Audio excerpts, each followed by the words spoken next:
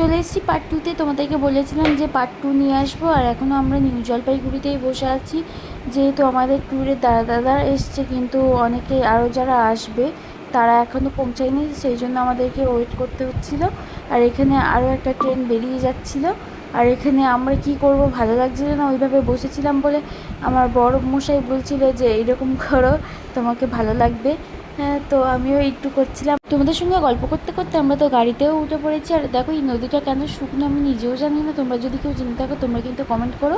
আর এইদিকেও চা বাগান আছে প্রচুর। এইটা কোথায় আমি জানি না, শিলিগুড়ি না জলপাইগুড়ি ঠিক বলতে পারছি না, তবে এখানেও প্রচুর প্রচুর চা বাগান আছে। আর এই দেখো কত বড় বড় পাহাড়, আমি তো জানতাম না যে আমি ওই পাহাড়েই উঠবো এঁকে বেঁকে, কিন্তু দেখলাম যে হ্যাঁ ওই পাহাড়টাই উঠছি এঁকে বেঁকে, কিন্তু আমার অবস্থা ভীষণ খারাপ হয়ে গেছিলো, আমার শরীর খুব খারাপ হয়ে গেছিলো, যেহেতু খালি পেটে ছিলাম। আর পাহাড়ি রাস্তায় খুব বমি হয়েছে, আমি পারছিলাম না।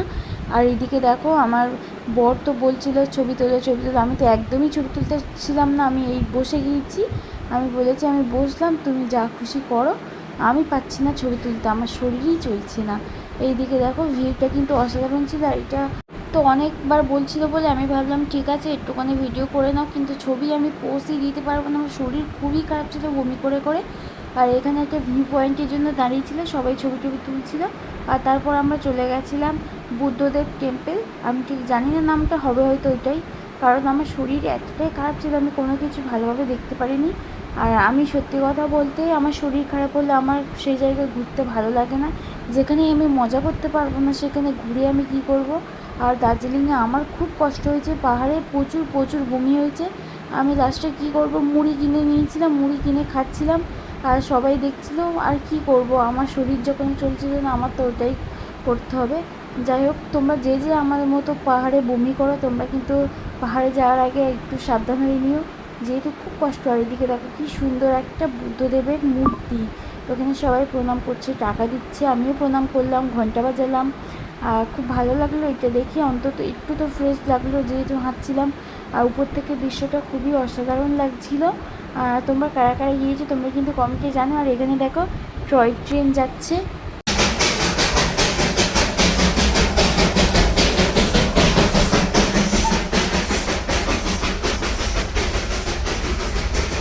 টয় ট্রেনের ওঠার খুবই ইচ্ছা ছিল, কিন্তু যেহেতু আমার শরীর খুবই খারাপ আমি আর উঠলাম না। আর ওখানে কয়লার ট্রেন যেহেতু, আমার গন্ধটাও পছন্দ হচ্ছিল না আর মাথা ঘুরছিল, ওই জন্য ভাবলাম যে থাক টয় ট্রেনে উঠবো না, দূর থেকেই দেখাই ভালো। আর টয় ট্রেন ছিল দুটো, একটা ছিল ইঞ্জিন আর একটা ছিল ওই কী বেশ বলে ওটাকে, ওই কয়লার ট্রেন। যাও হেঁটে হেঁটে যাও, মুড়ি কেটে কেটে যাও। আর দার্জিলিংয়ে এত ঠান্ডা আমি তো ভাবতেই পারিনি, আমি ওখান থেকে চাদর কিনে গায়ে দিতে হলো, যেহেতু আমাদের সোয়েটার টোয়েটার সব কিছুই ব্যাগে আছে, আমরা জানতাম না যে আগে আমাদের সাইট সিন ঘোরাবে, জানলে আমি সোয়েটার কাছেই রাখতাম, ওখান থেকে চাদর কিনে গায়ে দিলাম। আর এদিকে আমি মুড়ি খেতে খেতেই যাচ্ছি। কে কে আমার মতো আছো তোমরা বমি করে, তোমরা কিন্তু কমেন্টে জানিও। যারা যারা বমি করে তাদের কিন্তু খুবই অসুবিধা হয়, অনেকে সামলে নিতে পারে কিন্তু সবাই আবার পারে না। আর সেটা হচ্ছে কি আমি ওরকম পারি না। আর তাই আমি ভাবছিলাম খালি পেটে ছিলাম বলে হয়তো গাটা গলা ছিল, বমি হচ্ছিলো, তাই ভাবলাম কিছু খাই, আর মাথাটাও ঘুরছিল, তাই আমি মুড়ি খেতে খেতে যাচ্ছিলাম। আর চারিদিকে দেখো লোক আমাকে দেখছে, আমি মুড়ি খেতে খেতে যাচ্ছি, যাকে বাবা যে দেখছে আমার শরীর দেখো। এইদিকে দেখো মেট্রো না, ইঞ্জিন ট্রেন যেটা ওটাই যাচ্ছে। ইঞ্জিন ট্রেনটা একটু বড়, কিন্তু কয়লা দিয়ে যেটা সেটা হচ্ছে কি একটু ছোট। আর এদিকে দেখো আমি মুড়ি খেয়েই যাচ্ছি, আমার ভালো লাগছে না। যে যাই হোক, কত সুন্দর দৃশ্য, আমি তো ভেবেছিলাম ওদের জামা কাপড় পরে ছবি তুলবো, কিন্তু আমি কিছুই করতে পারিনি আমার শরীর খারাপের জন্য। আর এদিকে দেখো খুব সুন্দর লাগছে এই জায়গাটা নামটা এর নামটা ঠিক আমার মনে নেই, তোমরা যদি কেউ জানো তোমরা কিন্তু কমেন্টে জানিও। আর এখানে লেখা ছিল আই লাভ দার্জিলিং, এটা লেখা ছিল। আর এখানে দেখো আবার একটা ট্রেন আসবে।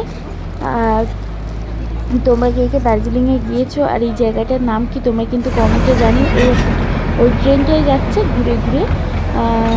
সত্যি বলতে গাড়ি থেকে নেমে এই সব দৃশ্য দেখে মনটা অনেকটাই ভালো হয়ে গেছিলো। আর তাও আমার শরীর মাথা তো খুবই ব্যথা করছিলো, ওই জন্য আমি অনেকটাই কিছু করতে পারিনি, যেইগুলো ভেবে ভেবে গিয়েছি অনেক ভিডিও, সেই সব কিছুই করা হয়নি। এই দেখো আবার একটা কয়লার ট্রেন আবার ইঞ্জিন ট্রেন একসঙ্গেই আসছে, তোমাদের সঙ্গে একটু শেয়ার করে নিই। এই দেখো কী সুন্দর ধোঁয়া হচ্ছে না, এটাই দেখতে খুব ভালো লাগে। আর এর যে আওয়াজটা সেটাও খুবই ভালো লাগে।